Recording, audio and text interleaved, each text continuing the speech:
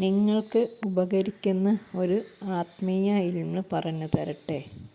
രക്ഷിതാക്കൾ തൻ്റെ മക്കളുടെ വാശി, കുറുമ്പ്, അനുസരണക്കേട്, ആക്രമവാസന, ഉപദ്രവം, അമിതമായ ദുസ്വഭാവം കൂടുതലാകുമ്പോൾ ബുദ്ധിമുട്ടാണല്ലോ.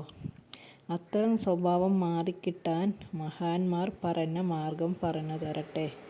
ഇത് എല്ലാവർക്കും വളരെ എളുപ്പത്തിൽ ചെയ്യാവുന്നതാണ്.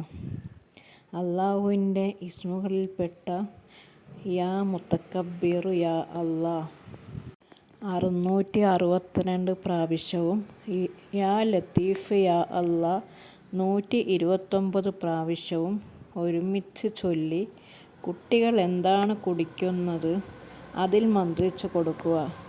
കുറച്ച് ദിവസം ഇതുപോലെ ചെയ്യുക.